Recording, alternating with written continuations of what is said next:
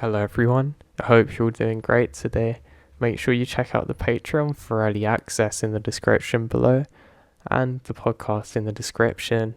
I just have a quick message before the video starts today. If you're struggling with mental health issues, remember it's okay and that it's important to seek out therapy because they're going to know your issues better than you can. Obviously not you as a person, but they'll understand how to make them better. So if you can seek that out, make sure you do, because I think it can make a big difference, or at least be a catalyst in change. Also, be conscious of the things you eat, because honestly, if you always eat bad food, it will actually make you feel worse in yourself and can lower your mood. It might be surprising to some, but even if you eat a relatively healthy diet now, then you start eating junk food for a day or two, you might notice a dip in your mood, so I think it's something to be mindful of. So I hope them two things can help somebody, and I hope you're all doing great today and enjoy these stories. Have a great day and I'll speak to you all soon.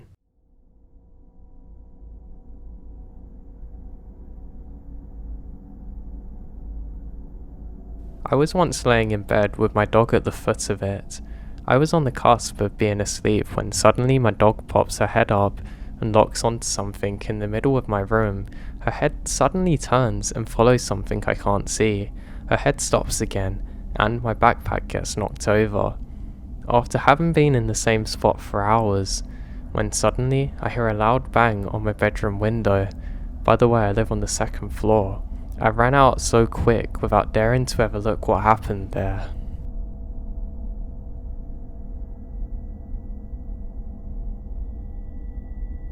The only paranormal thing that happened to me was when I was a kid, and it was at my aunt's place. Every once in a while when we went to her house and stayed the night, I always ended up sleeping on the couch/sofa. Well, this was an old house with a room full of creepy dolls that were pretty terrifying, but nothing really weird happened with them. Although my cousins did say the dolls moved around a bit. Now, it had 2 floors, and a stair in the middle that ended right where I would sleep. So every time that everybody was asleep, I would turn around and I would hear a noise like a marble being dropped from the stairs that rolls down the floor. It would repeat about 5 or 6 times at night. No one plays with marbles and everybody was asleep, and I still can't think of a reason for this to this day.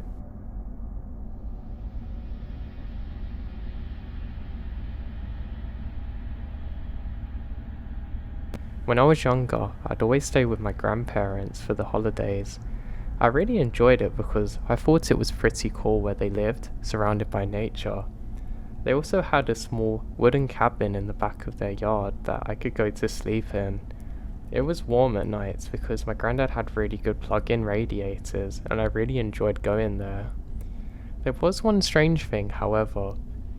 My mum had always told me that there were mice that could make sounds at night because she would hear them when she was younger, but my grandpa just laughed it off and said, "Oh, it's nothing." As long as I could remember, when I was falling asleep, I would hear a tapping sound on the outside of the cabin. It was almost like something was trying to feel its way in, but I was never really sure what. I was sure it had to be some kind of vermin because that was literally all they would do. I even left cheese out one night to see if they would take it, but nothing ever did. My idea of what this was, and my grandparents and family, all changed forever one day, however. Now on one particular night, my grandpa was getting a little bit concerned about this and realised it might be something we should be worried about and decided to sleep with me in the cabin. And guess what? We could hear the mice again. My grandpa laughed and says, "Oh, we probably should have left some cheese out for them." Just as we start laughing, we hear this blood-curdling scream sounding like it was coming from all sides of the cabin. We both hunker down. He covers my mouth and tells me, "Be quiet, please." My grandpa very bravely gets up with a flashlight and goes to investigate. As he opens the door, we can hear distant chanting from off in the woods. It sounds like it's coming from all directions. He says, "Come quick." He grabs my hand and we sprint inside to the house. My grandpa calls the cops, They arrive later and my grandma's too scared to even answer the door for them. The cops eventually do an investigation but they can't find anything. They too can hear the chanting but can't triangulate where it is until suddenly it stops.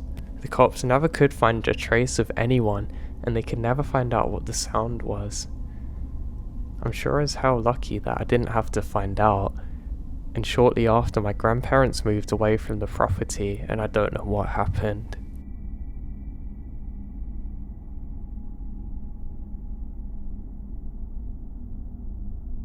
I was visiting family and staying in a hotel with my boyfriend, now husband. The first night we were there, we went to bed and I woke up in the middle of the night facing the window. I noticed there was a dark shadow in the corner of the room that appears human-shaped.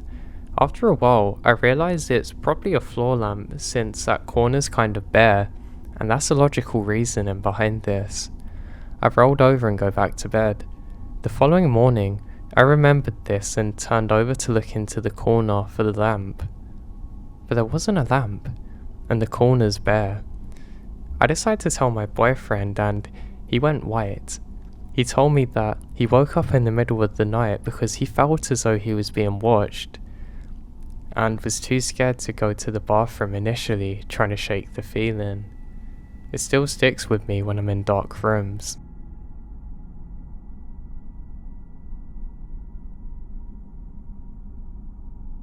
My husband and I stayed at a super old hotel.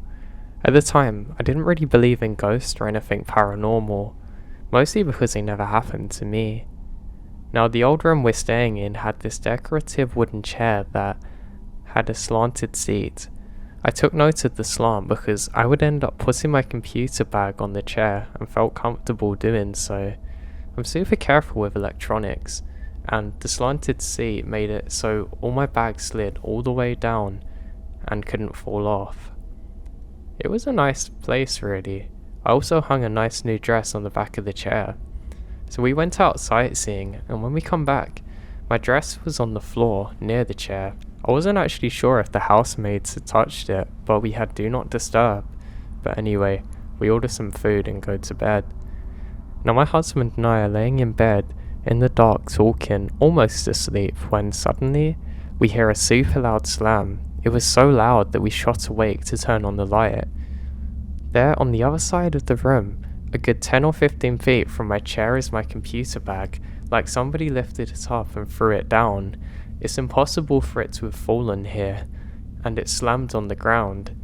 I was so terrified, but my husband shrugged it off like, guess this place is haunted. Guess the ghosts don't like things on the chair. I demanded we sleep with the light on. I didn't even have the courage to check my computer until the next day. The next morning, my husband asked the front desk if the hotel was known to be haunted, and the guy just laughed and said, "Oh, did you see the little girl?"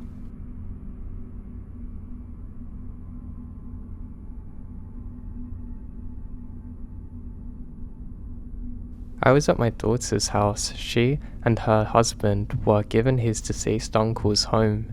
One year, she and my granddaughter and I had gone to the store. My son-in-law James, who is 5'9" and stocky, and a friend of theirs who lives with them, Gary, who's 6'4" and thin build, both work delivering packages.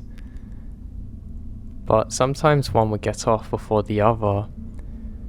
So the house is older. When you walk into the foyer, her room is off to the right. Straight ahead of you as you walk into the kitchen, and off to the right is the living room with the bathroom off that. She keeps blacked out drapes in the living room so it's dark. So we went back to the store. Daughter goes out back. The kids run upstairs and I'm in the kitchen by the counter unloading bags. I'm facing the back door and I see a tall shadow move from the bathroom and it goes straight to the TV entertainment system. I think to myself that Gary's home because Gary always comes home and goes straight to the TV/entertainment system where he had a little bowl that he would put his keys and change in. I don't think twice about it. I get done and go to use the bathroom, and as I leave, it crosses my mind I didn't see Gary in the living room. My daughter had come in from the back and I ask where Gary is. She says that he's still at work and I say no, I just saw him. And she just passes it off as nothing. I go to mulling over it, and when James comes home first, I'm a little bit freaked out, and I ask James if his uncle was more like his build or taller and thinner. James says his uncle was tall and thin. We got to talking, and James told me that his uncle made his bedroom where theirs was now. As he got sicker, he couldn't use the stairs, so if he went to the bathroom, he would just walk right through the doorway where my daughter and James had their entertainment system, and Gary gets home a few hours later.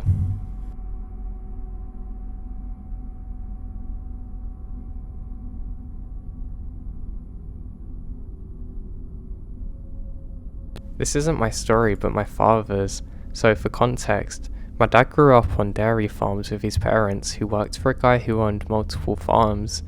They would hop around from different farms and manage them, so to speak, and we live in Australia. Anyway, while my dad was in his late teens to early 20s, they lived in this house that eventually became known as the spooky house to him and his parents, and this and what they experienced while living there really is. The house was known to have a very foreboding feeling to it, like something was always off, and you couldn't put a finger on it. The floor was made out of old wood and had little notches in it, and Nan, who's my dad's mum, would actually put little stoppers in to try and fill up the holes.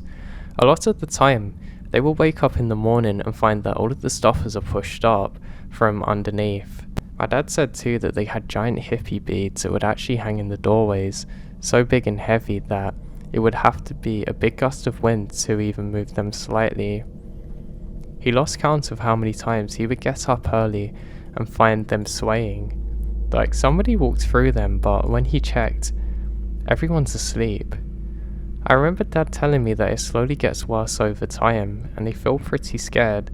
At one point, the Nan decided to contact a psychic to see if they could calm it down. Well, Psychic wouldn't even get out of her car, let alone come up the driveway, absolutely refusing to go in there. The psychic told her that she wasn't going to go in, and she was scared and drove off.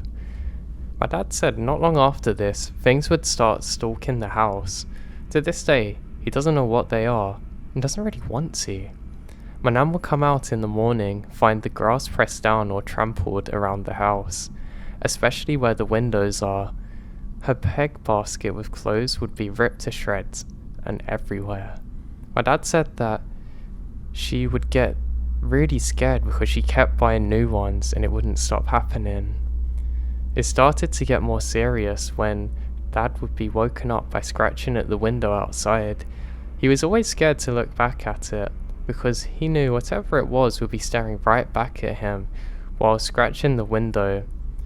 They would check at morning to find the paint had been scratched off the house at around human height, finding grass that had actually been flattened. At one point, while my dad was working out a few paddocks over, Nan actually comes inside and is pretty worried and picks up my dad, and they huddle together in his bedroom waiting for daylight as the thing stalked around the outside of the house.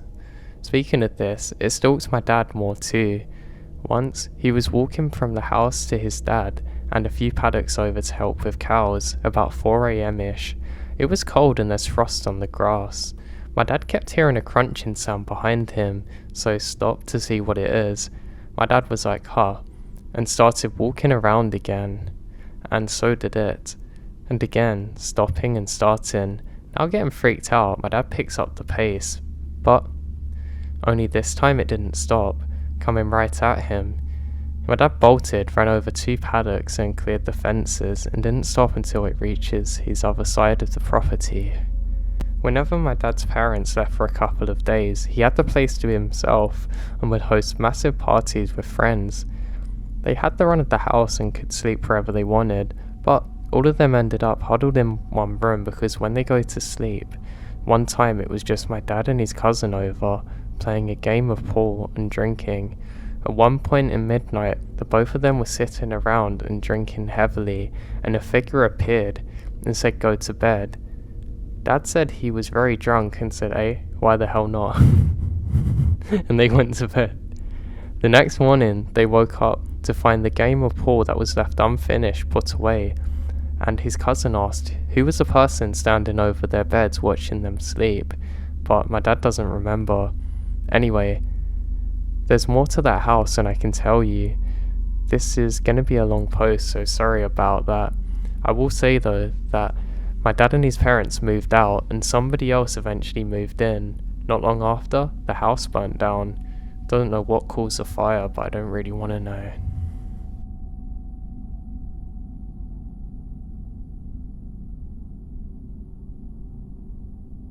About a year ago, I was at my dad's house taking care of the dog for the next week because he was gone camping with some friends and my sister. My wife was also going to Colombia with her family for a month. My in-laws asked me to take care of their dog while they were gone, and of course I said sure. So there I am, the first night at my dad's house, and the two dogs have been playing together all day. I decided to go to bed around 10, so I go to lock the front door and back. I make sure every door in the house except for my bedroom door is closed and I sleep. At about 12, I hear the dogs freaking out, barking and whining, so I jump out of bed and go and check on them. On my way downstairs, I see the back door unlocked and open.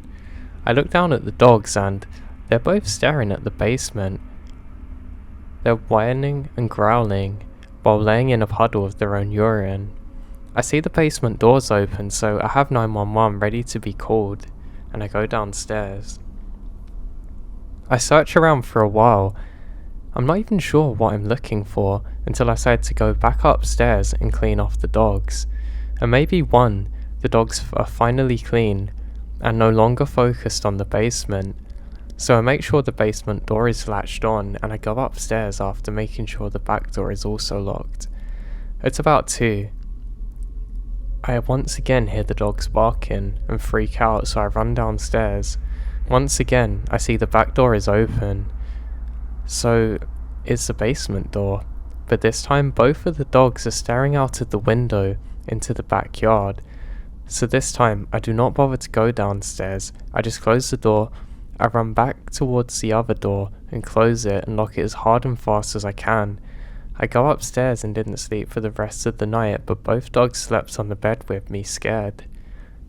About a week after my dad gets home, I ask him if we can watch some of his home cameras for the first night while I was there. I had to wait for him to get home because I don't know how to work it. As I'm there watching it, just looking to see if anyone even went near the house, oddly there's nothing. The only weird thing is that around 12 and 2, the back door randomly flings open with nothing going in or out. I still don't understand exactly what happened to this day.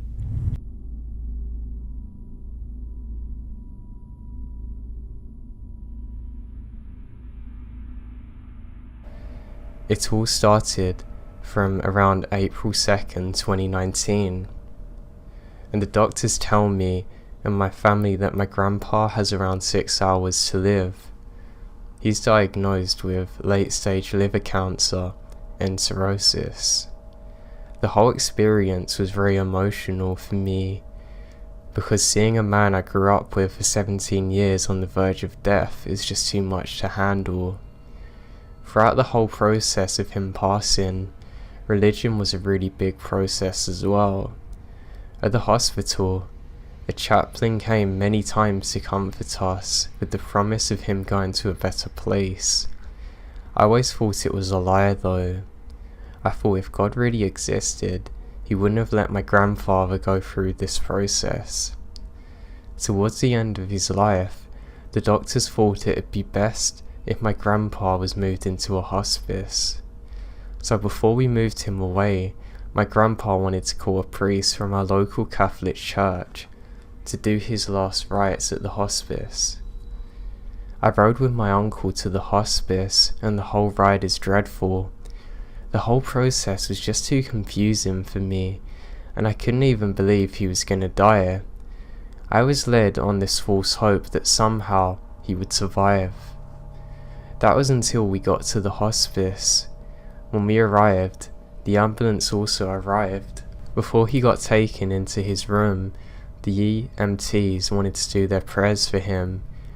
Everyone from doctors to the EMTs to the hospice owners all prayed for him. Unfortunately, the priest never arrived to do the last rites. My grandfather died 5 minutes after he got settled into a hospice room, so much quicker than what we expected. Seeing life go and drain so quickly in front of my eyes messed me up. It was unbelievable and devastating simultaneously. I couldn't properly think of anything at the time. Now fast forward to next week. The wake and funeral had already happened. I read a scripture from the Bible for him so I could have some closure once and for all, as I was starting to question my religion, but then the experience I'm about to tell you was the icing on the cake. I fully understand the experience but I need to put in some background. In my grandpa's room, there's a big cross as seen in the photo, and then right next to the cross was a music box with a photo of what I assumed to be the Virgin Mary. When the string was pulled, a song would play out for 30 seconds. Every morning and night, my grandfather would pray to the cross and play the music box. He couldn't go to church as his condition worsened, so he prayed at home. And he was a really big believer of God, always telling me and my uncle and aunt that his life has to be lived with a little bit of good inside and God. And after he died, we promised that we'll keep the cross and music box in his memory.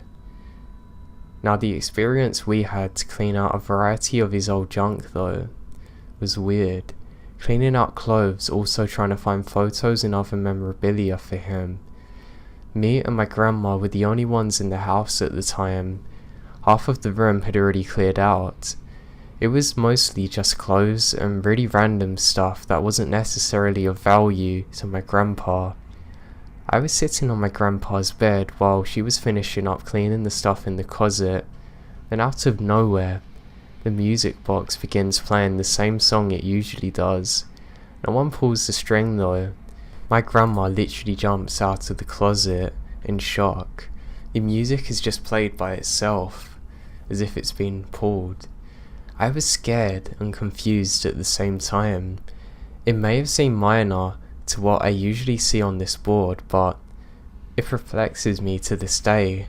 How can a music box just play like that, and in such weird timing too? As my grandmother put it, she told me that it was probably the last sign of my grandpa's presence letting us know he was okay, just before he went. Now sadly no one believed me or her. I've kept this story in for so long, but I decided to tell it because I hope others will understand. I'm just glad knowing that he's made it to a better place.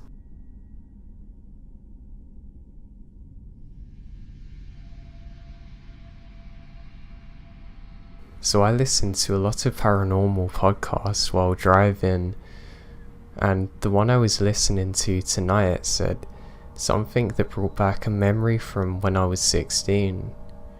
A friend of mine lived in this kind of big subdivision out in the middle of nowhere in Illinois. It was just cornfields and woods all around. One night, probably around 10 or 11, I was dropping him off at his home. This was over 10 years ago, and my car only had a tape deck, so I had a tape adapter thing hooked up to a portable CD player, so it turned my radio into a CD player. After I dropped him off, I switched the CD to this old punk band, a CD I had listened to many times. Well, it's super dark in his subdivision. Like, I swear they didn't have street lights. I had been out there over 50 times and knew my way. Somehow, I managed to get lost. I don't know what happened, but I had no idea where I was. I thought, this is creepy, but it's only so big, so if I drive around eventually I'll find an exit.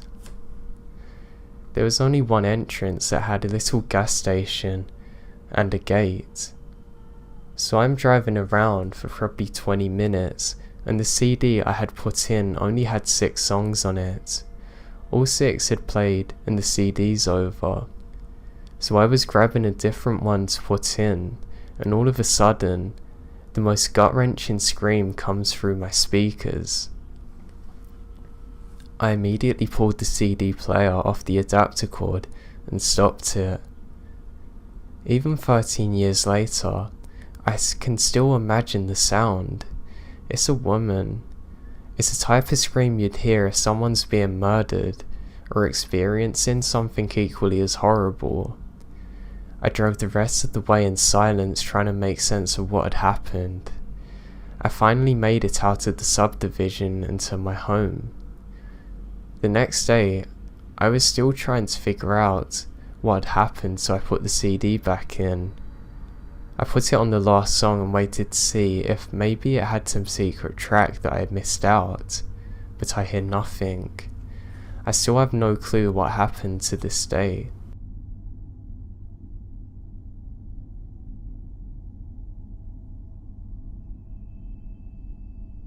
I'm a bow hunter and I like to still hunt, which is when you're dressed in full camo and walk through the woods rather than sit in a tree stand.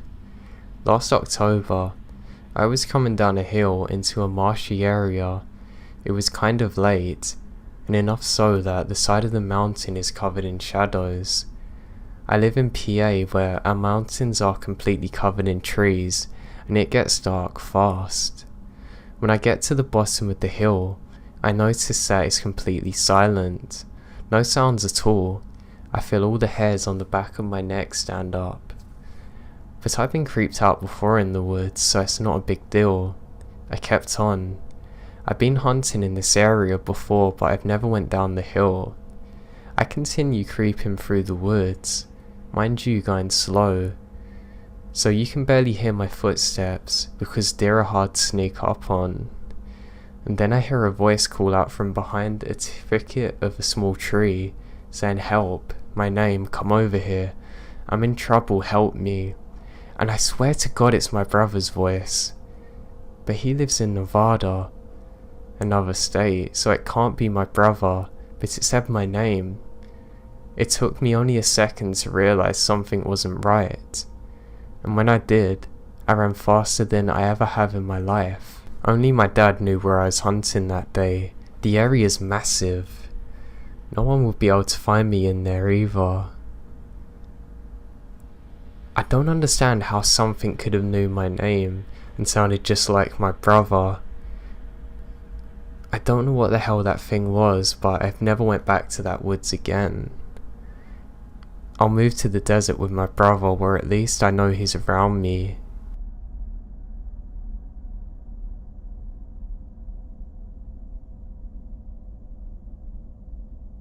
Last night, on the 22nd of July, my girlfriend and I were getting ready for bed, and like we usually do, go get our cats outside and head to bed. This time it's a bit different, due to our cats almost avoiding going outside and coming straight to the bedroom. We ignore this behaviour and keep them in the living room to make an easy clean-up if they need to go to the bathroom. We say goodnight to them, then heading into the bedroom with full intentions of going to bed. Now this is important because when we're in the bedroom for the night, there is always shuffling on our silverware, or anything left out will get rattled and moved, even when the cats are sleeping. This time was different, however, and if whatever moves the dishes is actual, something both my girlfriend and I saw it, or them that night. I understand it could be due to disorientation because of working and being tired around 11:30. I rule out exhaustion because I'd gotten done recovering my hacked PS3 account and having to deal with some crap from Sony. We settle in to watch YouTube and head to bed when I get hungry. My girlfriend takes notice and gets up without saying a word, heading towards the door to make some food. As she opens the door, she looks back at myself to joke about YouTube when I see what looks like a thumb off the thumb of Spy Kids, yet it's around 5'10", I instantly call my girlfriend away from the door when she freaks out, running back to the bed saying she had seen something by the apartment door. When we calm down, she explains to me what she saw. A being around 5'11" with a black suit on and an almost LED Y-sign strip going down its black suit, separating just above the chest area. We wandered the house looking for intruders, which is my first thought, but find nothing but scattered clothes that have been placed in laundry bins not minutes before the experience. Where we had seen the beings was warm spots on the ground, like they had been in the same spot for a while, with a heavy static feeling in the room, and a very noticeable drop in the living room temperature as well. I was hoping to shed some light on my situation, but I can't really. I've never had anything like it before in my life.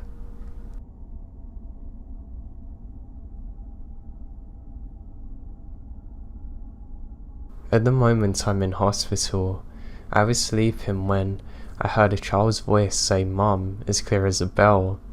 I was disorientated from sleep, so I got up to go get my 2-year-old but realised where I am. My room is near the children's ward, so I turned my flashlight on my phone on just to make sure it's not a misplaced child. I decided I imagined it and sat back down, and the blankets moved around me, but I felt like there was a child's head resting on my feet. On goes the flashlight again. There's nothing. As soon as the light goes on, everything stops. Turning the lights back off. This happens 3 more times. Then the light is off again, and I feel the thing on my feet, then hear a child say again. And now I'm seeing an almost there, bare outline of a tiny head walking around the bed. But each time I turn the lights on, I see nothing. I eventually decide to ignore it and try and go back to sleep again, and sleep I do. Now the weird thing about my experience is during my whole time there, I never had anything like it, or any experiences leading up to it. You'd think if it was all in my head it'd be due to changing meds or something, but there was none of that. It still goes on to be the most scary day of my life and an experience I've never been able to explain.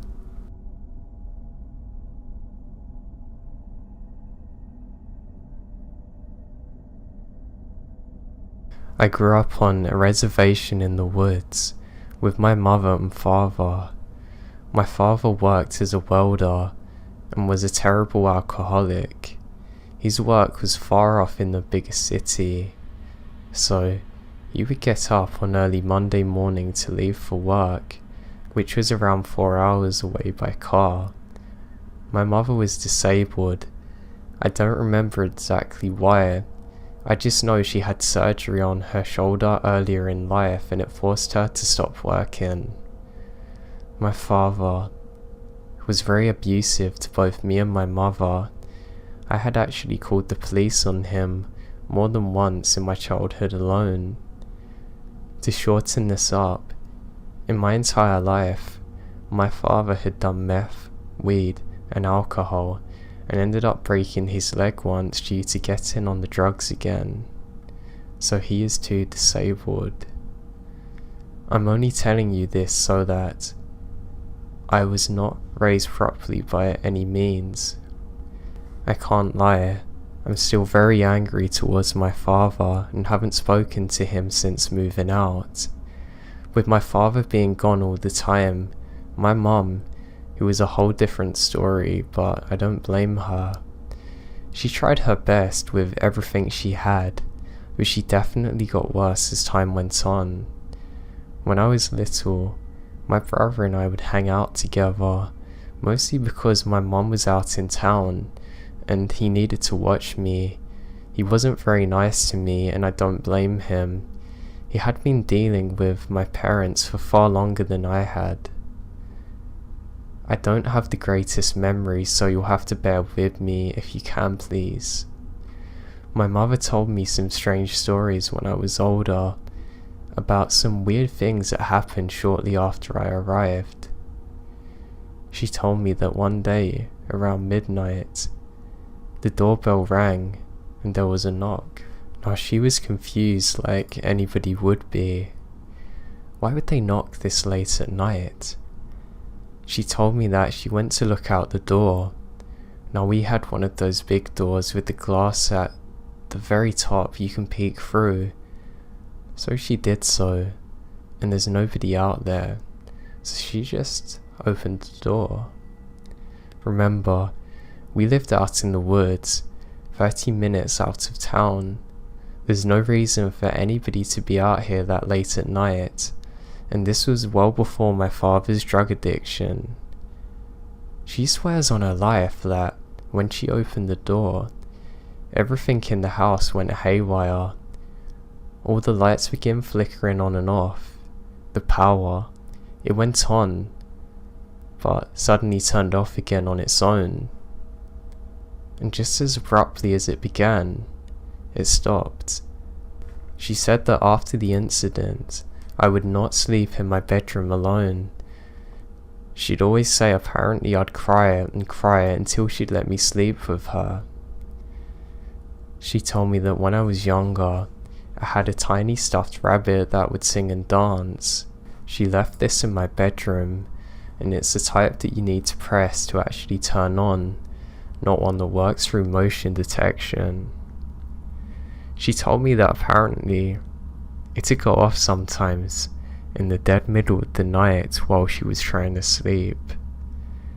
I promise you, with everything that I am, that this happened. Please believe me. I'm not writing this story as a story. I'm recalling events that happened strictly as they did. When I was little, the first thing I noticed was how I always felt as I was being watched. I never felt alone. Even in my bedroom, I didn't feel alone. You could chalk it up to all the physical and emotional abuse. I do suffer from anxiety and depression today. Don't even get me started on high school. I was very isolated and felt very lonely for a huge amount of time in my childhood, and of course, I had friends that I made up in my head, and I'd go outside to play sometimes, but mostly watch TV. We didn't have a computer at the time. My brother moved out one day. He was more a wild person than me, and loved to party and drink.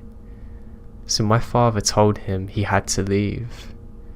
My mum is still upset at him, but while he was here, there was a few strange things that we did experience, sometimes together, but he didn't see it the same way I did.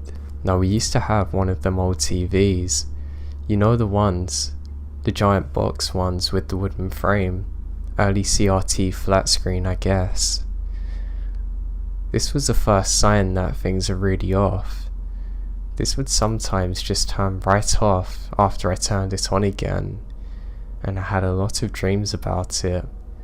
Sometimes when we'd leave for town, my mum and I, we'd come home and it'd be on when we sworn it was off, and as cliche as it sounds, it's always on static. My mother was a firm believer in spirits, so that's what she immediately thinks. And like I said, I was gullible as a child, and my mum knew best in my eyes. So of course I believe her. I'm a very, very lonely child. I lived in the middle of nowhere and had nobody I could talk to. So sometimes I spoke to the ghost we had. I even gave it a nickname, but you better believe I'm not saying it. It was horribly embarrassing. Now nothing really happens for a few years other than the feeling, the same sort of ominous I'm watching you feeling. It wasn't until one night where I'd forgotten to turn off the lamp in the living room, that I made my first mistake. I asked, "Can you turn off the lamp for me?" It flickered. The bulb flickered. I was in my mum's room at the time. I used to sleep on her floor. I suffered terribly from insomnia and still do, and I screamed. I screamed as loud as I could, in true terror. Of course my mum was awake and asked me what's wrong. I told her, but I honestly can't remember. Some of these memories are blocked out, or perhaps I pretend that they didn't happen because I didn't want to believe them. I'm almost, more than anything, numb to them. It's the only thing I can describe it as, but it gotten worse.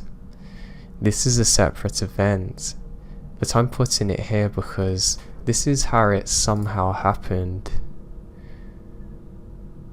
It's hard to remember the exact date, but my sleep was horrible and still is, so to the days kinda blending together, and it's easier for you to forget things when you don't wake up early in the morning. My mum and I went into town. We're heading to my cousin's. I don't remember the exact reason. It may have been due to my aunt's death, but I'm still not sure. This could have been before she passed. Now, my cousins lived in a very busy part of our small town. She lived in an actual suburb, which is crazy to me, because I had to walk a mile to see my neighbours, not like we had any. My mum tells me that she didn't see this happen, but my cousin told me she believed me. When we entered her 2-story, small and definitely minimum wage rental house, I felt dread that was almost overwhelming immediately, and of course brushed it off. I looked up the stairs. The staircase made me feel terrified. It felt like I shouldn't go up there, but I brushed it off too. Now my mum then took a seat next to the front door, and I sat down on the couch. Out of the middle of nowhere, a series of loud thuds came down the stairs, fast and frantically, and the front door, which had been locked, unlocked itself, swung open. So did the screen door, then slammed shut. My mum was sitting right next to the door, and she told me that she hadn't seen it. I mean, how the hell did she not see a door fly open? I asked my cousin, and she told me that her daughter wakes up in the night pointing at the corner of her room screaming ghost. We only ever went to see my cousin twice, that time and once for a party, but I don't believe anything happened at the party. I never asked my cousin if she had a cat, but although I'm sure you won't believe this, I saw one at the top of the stairs. When we stepped into the building, there was a black cat staring at me from atop of the staircase. Fast forward to us being home. Quite a while after all of this happened, I was probably starting to get into my teens by this point. Things began getting weirder and weirder around my home. This first thing I noticed is I didn't feel watched anymore, but I didn't feel alone. I guess I didn't feel scared. I've had this idea in my head that my house was haunted by someone who my mum thought was here to protect us. I totally embraced this new household member. Sometimes when I was sitting at my computer, which was my escape from my family, I'd feel a cold breeze around my neck, which I'd call my friend's name and feel it again. This is a mistake. I seriously advertise you don't do this kind of thing. After this, things started escalating. I'd start to hear things from what I could have sworn was on my headphones, even if my computer's off. Of course, I chalk it up to being tired. I wasn't sleeping well in the summer at all. For a couple of nights, I would hear those noises, Now, these genuinely sounded like my friends on Skype talking to me. I could never figure out what they were saying. I'd just ignore it and go to bed thinking, "You're tired, you've been up too late." Now, I went to bed one night. I think I was laying on my side, trying to drift off when I heard it. I heard a horrifying scream coming from the right side of my bedroom. It sounded like a girl screaming in my bedroom. I swear to you, my TV is off. Everything's turned off in my bedroom.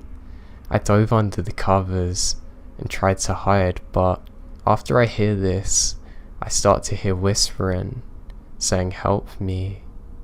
I was too scared to move. I didn't want to see whatever was making those noises, whatever was talking to me. So I, instead of getting up and leaving, put a pillow over my head and went to sleep. Or tried to. Eventually I did. The next morning I thought to myself, maybe it's my mum's TV, but I quickly put that theory to rest because she was across the house between multiple walls, and the screen was clear as day. I don't think I mentioned this to anyone. I just went about my day until the next night. The whispers were back saying the same thing. "Help me. Help me." I got brave. I was tired of hearing this girl. I wanted to sleep, so I yelled, "I don't know how to help you." And it stopped. Please believe me when I say this. I've gone through countless hours of therapy, talked about everything with my therapist. They never said anything to me about them thinking I had some kind of mental illness or hallucinations. They don't know what to make of it. Maybe I was too tired. Maybe I was scared of something that was only in my imagination. But this was as real to me as breathing is. Now, in fact, I never felt like somebody was with me after that. It felt so quiet and empty. I told my mum about it, and I don't remember what she said. It was so long ago now. I'd call her to ask, but it's early in the morning, and she's not awake now. There was time after that all happened that I'd be up late at night and paranoid again, like somebody was there, but I never experienced anything similar again. You'd think I believed in ghosts after all of that, right? But it's hard to say. I believe in what happened. I believe that there was someone scared and trapped. I wish I had helped her, but at the same time, part of me says it's not real. I had a friend from school, a native friend, and he told me some scary stuff near the end of high school. He told me things like, my friend took a Ouija board out to the old house on our road and broke down, and tried contacting spirits. He says he blacked out, and when he come to, it's burning in front of him on a rock, and he's been Christian ever since. Or the story of the little girls that haunts his home, or the native triad that lures you in at night trying to take you. There's tons of these stories. These are just the ones I remember. It makes you think, when the sun goes down at night, maybe that's when a whole world comes up. A world of people who are lost and scared. A world of people who want nothing more than to torment you.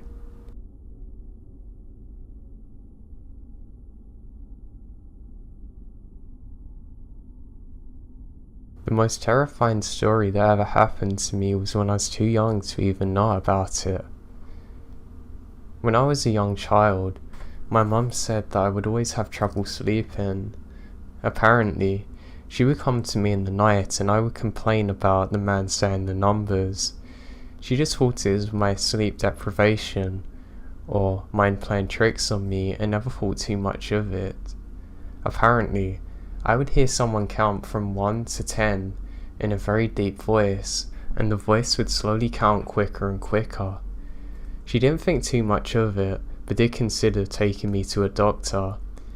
That all changed, however, when one day she was exploring parts of the house that she hadn't went before. This was specifically the attic. She went there when she bought the home, but never had a need to go up there because her house was big but had lots of storage space, being an old Victorian house. Now she notices something strange as she's pushing around near the window. There's something scratched into the floor, and she's not seen it before. She goes and grabs a torch, and to her horror, there's the numbers marked from 1 to 10. She screamed and sprinted downstairs, grabbed me, and gone to wait in a neighbour's house until my dad come home. What's worse is my dad didn't even believe her until he saw the numbers for himself. He always thought I was daydreaming or just making it up for attention, but seeing them numbers was what really shook him. After this, we quickly moved houses, and I don't know what come of that place.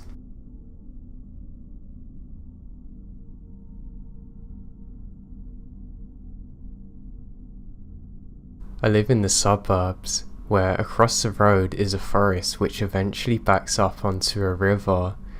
Last night around midnight, my dog was scratching at the front door, wanting to be let out to pee. Usually I just let her out in the backyard, but it being a nice summer night anyway, I put her on a leash and let her across the street to the forest so she could do her business. But as soon as we got across the street, she started tugging on the leash and growling, looking towards the forest. I look up and notice a dozen twinkling lights coming from the otherwise pitch black forest, as if people are shining flashlights in my direction. I freaked out, picked up my dog and ran all the way home, looking behind me the whole time. I ran up to my bedroom, which has a pretty good view of the forest, and I began watching out my window.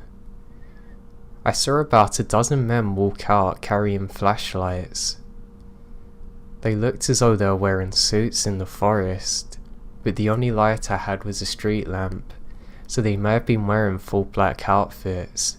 A couple of them were carrying different briefcases, and about 4 of them were carrying a door. Yep, a random door off its hinges. Then trailing behind them is a woman in a white dress. They walk to the middle of the forest, where the girl proceeds to squat down and pee in the middle of the street. It was then that my neighbour down the road, who I'm guessing saw the flashlights through his window, started screaming, "Hey, what are you doing?" to where the group of people just turned around and casually walked back across the street and into the forest. Deeper now. I woke up my parents, who believed me, but think that I truly just had a bad dream until the morning, when all of the neighbours were outside talking about the occurrence. Word started travelling around the block, and now everyone's talking about it. A couple of neighbours have already called law enforcement about it to keep an eye on our forest/street. There's a ton of rumours going around that they're a cult. I'm just glad I got out of there though when I did. God knows what would have happened if they found me out on my own in the forest. It scares the heck out of me walking home alone at night now too.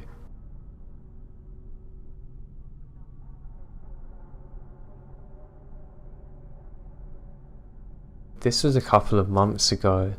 I was staying the night at my SO's house. We're laying in bed watching TV. Her 2 daughters, aged 5 and 8, came into the room. The 5-year-old was leaning against my side of the bed and looking over my chest towards her mother, whose side of the bed is near the wall. The 5-year-old says, "Who's that lady?" Me, thinking she's being silly, says, "That's your mum." But she says no, the lady behind her. She was staring at the wall, looking at eye level, where about a person's eye would be if they're standing there. This gives me chills, so my girlfriend, who was chatting with her other daughter, didn't hear the exchange. Later when I tell her, she gets freaked out and told me that she's pretty sure the place is haunted. Apparently she's had all sorts of stuff happen. Now when I go over there, I get paranoid and have this eerie feeling. I haven't had any experiences like it since, but I've not been there for too long. I really hope there's no more.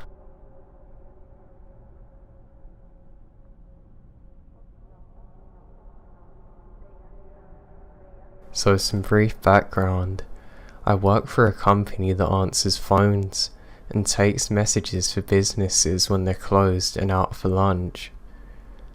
Now, we answer for a variety of companies in different fields, including funeral homes.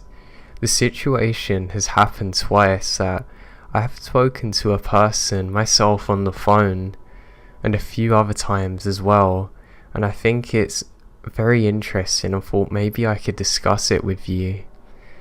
So the first time it happened, I took the message from this lady whose mother passed away recently. The body was already picked up and dressed and all that, and was scheduled for the funeral the following day. She calls in as weepy and says if her mother's phone is still in her jacket pocket because they just got a call from her number. I ended up dispatching the call, calling the director to deliver the message verbally, and he says that he'll call her, but the body is in the casket and closed. Waiting in their parlour, I say, "Wow, weird," and he kind of chuckles and says, "This kind of thing happens more than you think." It's been a year or so since that call, and I just yesterday got another call from another funeral home, and other people I work with have had similar types of stories. It's really creepy and interesting to me at the same time.